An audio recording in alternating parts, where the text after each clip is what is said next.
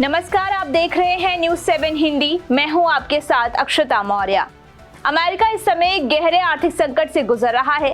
हालात ऐसे हैं कि वहां लगातार नौकरियों में कटौती हो रही है, शेयर बाजार में भारी गिरावट दर्ज की जा रही है और आर्थिक अनिश्चितता का माहौल तेजी से बढ़ता जा रहा है। 6 नवंबर को अमेरिकी शेयर बाजार में जबरदस्त गिरावट देखने को मिली। S&P 500 इंडेक्स 1.1% लुढ़क गया, जबकि नस्दाक में करीब 2% की गिरावट आई है और डॉ जोन्स में भी 0.8% की भारी गिरावट दर्ज की गई है। निवेशकों में अफरा तफरी का माहौल है, क्योंकि पिछले कुछ महीनों से बाजार में जो तेजी बनी हुई थी वो अब धीरे धीरे थमती नजर आ रही है।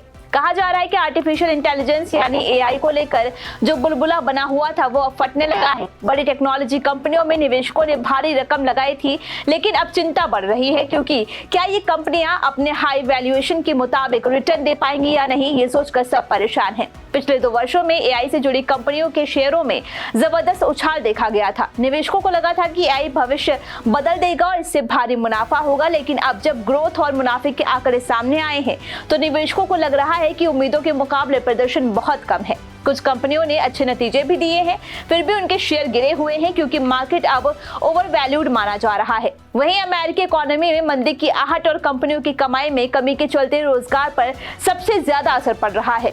सिर्फ अक्टूबर 2025 में ही करीब 1.53 लाख नौकरियां चली गई हैं, जो पिछले 20 वर्षों में अक्टूबर महीने की सबसे बड़ी जॉब कटौती है। अब तक साल 2025 में करीब 11 लाख नौकरियां खत्म हो चुकी हैं। ये पिछले साल की तुलना में लगभग 65% ज्यादा है। ये छटनी सिर्फ टेक सेक्टर तक सीमित नहीं है, बल्कि रिटेल, सर्विस, वेयरहाउसिंग और लॉजिस्टिक्स जैसे उद्योग भी बुरी तरह प्रभावित हो रहे हैं। कई कंपनियां लागत घटाने के लिए कॉस्ट कटिंग के रास्ते पर चल रही हैं। वहीं कई जगह AI और ऑटोमेशन ने इंसानी नौकरियों की जगह ले ली है। इसका सीधा असर मिडिल क्लास और लोअर इनकम ग्रुप पर पड़ रहा है, जो पहले से ही महंगाई और बढ़ती ब्याज दरों से परेशान है। इकोनॉमी पर दबाव लगातार बढ़ता जा रहा है।